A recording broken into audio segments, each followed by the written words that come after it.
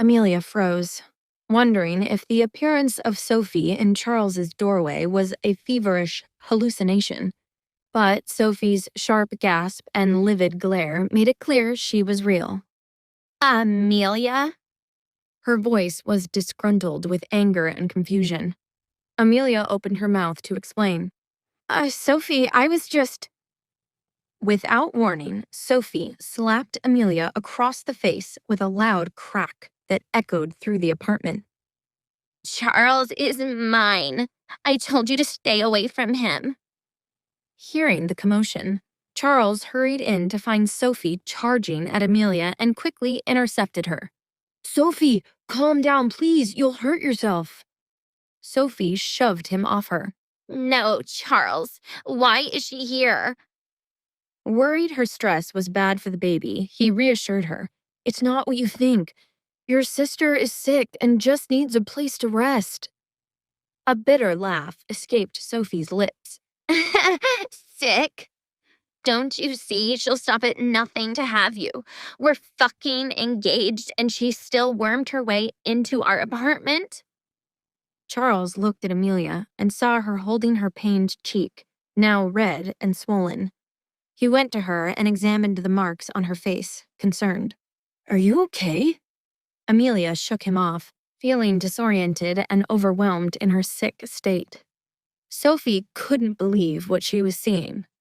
Why do you always go to her? He furrowed his brow in disappointment.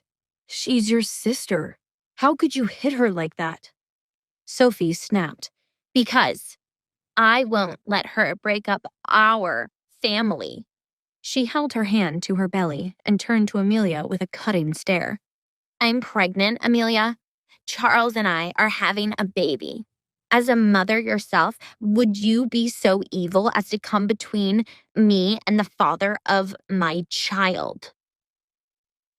Amelia's stomach dropped in shock, and she quickly turned to Charles, her voice weak. Charles, is that true? Pain and guilt flickered in his eyes. I'm sorry. I didn't want you to learn about it like this, but Sophie thought it best if we don't tell anyone until after the wedding. Sophie raised a vicious brow. You, of all people, know how ugly the rumors can get. Amelia grew nauseous as Charles's recent confession of love replayed in her mind. So this was why he was still with Sophie. He was trying to do the right thing. Why did this hurt so much? Seeing Amelia's complexion grow more pale, Charles wanted to give her space to rest, so he took Sophie by the hand, his tone coaxing. Sophie, why don't we go out and get some air? In your condition, you shouldn't be around Amelia while she's sick. Sophie gave him a cutting stare. Neither should you. Charles snuck Amelia an apologetic glance as he ushered Sophie out the door. He didn't think Sophie would show up tonight, unannounced, and felt a deep regret over what transpired. Left alone, Amelia staggered back to the bedroom and collapsed onto the bed as the room spun around her. Sophie is pregnant with Charles's baby? What a cruel irony. Amelia had let him go to free him back when she ended up pregnant, only for things to now turn out like this? Meanwhile, Javier and Victor were moving through the city in their search for Amelia. Victor had quietly activated his network of contacts to hunt her down. It was only a matter of time before they delivered results. Victor read the message on his screen and turned to Javier. They found her. Javier's focus shifted sharply from the window to Victor. Where? Victor handed over his phone. You should see for yourself. Javier's expression froze the moment he laid eyes on the image. It was security camera footage taken outside a hospital. In the image, Amelia was being held in Charles's arms, her delicate figure cradled like a bird. The two of them looked painfully close, intimate, as if they were a couple. Javier's eyes darkened. Do we have her current location? Victor nodded. I texted it to the driver. We're headed there now.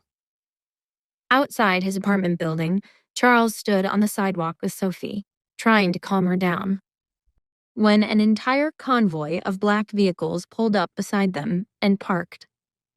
Men in black suits stepped out, their movements crisp and precise. Leading them was Javier, his black coat billowing behind him in the wind. Sophie muttered under her breath, "What the? Why does the prince keep showing up everywhere?" Charles was stunned by his new boss's arrival at his apartment. Good evening, Your Highness," he stammered. "Are you here to see me?" Javier's icy stare sent a chill through Charles. "Victor, she's here?" Victor confirmed. This was her last reported location. It suddenly dawned on Charles. "You're here for Amelia?" Javier spoke with authority. "Mr. Dawson, would you take me to her?" Sophie's jaw dropped. The prince? And Amelia? Again? Her burning envy returned. What was this effect her nobody sister had on these men? The prince was led through the small apartment where he found Amelia sitting up in bed. He was furious when he learned she fled from the house without telling him she'd fallen sick. And that fury doubled when he discovered she went to her ex, of all people, to care for her. But when he caught sight of her frail state, struggling to keep her eyes open, her face glistening with sweat, his heart clenched, and all he wanted was to see her home safe. "Such a fool," he muttered. When her eyes met his, she froze. He was the last person she expected to walk through the door. Remembering her state, she suddenly hid her mouth behind the bedsheet. "No, don't come in, I'm sick," she panicked, her voice hoarse. Javier approached her, unwavering. "I'm a prince. I don't get sick." Amelia frowned. "I'm serious, Javier." She held a pillow as a germ barrier.